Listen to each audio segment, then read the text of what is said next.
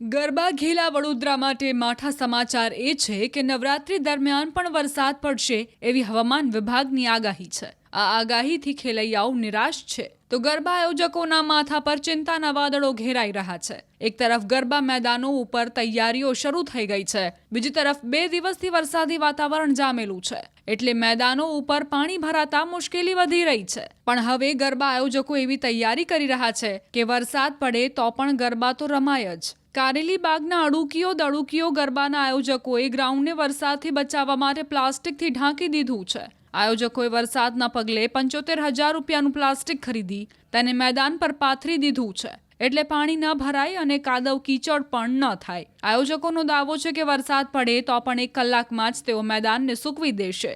અડુકીઓ ગરબા ગ્રાઉન્ડમાં મોટાભાગે 5 થી 17 વર્ષના બાળકો જ ગરબા રમવા માટે આવતા હોય છે, ત્યારે તેમની મજા મેઘરાજા બગાડે નહીં તે પ્રમાણેનું આયોજન થયું છે।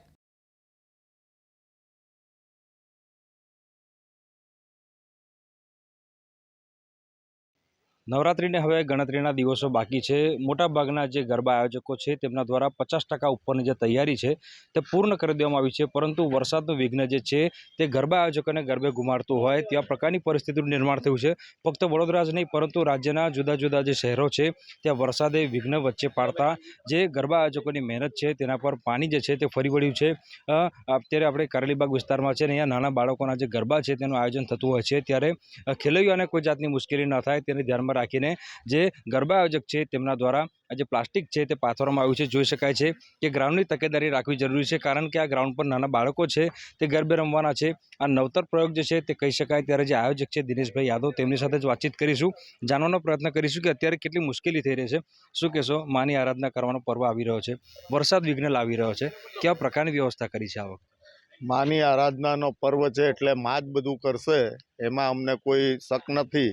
અને વરસાદની જે આગાહી છે એ હવે 30 તારીખ સુધીની જ છે, એટલે બધી તૈયારીઓ અમે કરી લીધી છે। અને વરસાદના વિઘ્નમાં બી અમે પ્લાસ્ટિક પાથરીને ગ્રાઉન્ડને, પ્લેઇંગ ગ્રાઉન્ડને સાચવી રાખ્યું છે અને સિટિંગ ગ્રાઉન્ડને સાચવી રાખ્યું છે।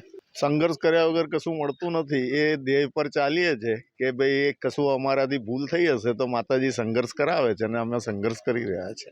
જે ગરબા ગ્રાઉન્ડ છે તે પ્લાસ્ટિક જે છે તે પાથરવામાં આવ્યું છે, વરસાદી ઝાપટું પડે અને ગ્રાઉન્ડને નુકસાન ન થાય તેની તકેદારીના ભાગરૂપે જ આ પ્રકારનો જે અભિગમ છે તે અપનાવવામાં આવ્યો છે।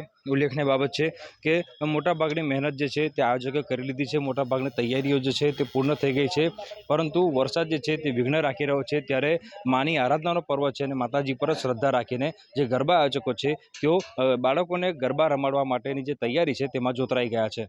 હાર્દિક દીક્ષિત, ન્યૂઝ 18 ગુજરાતી, વડોદરા।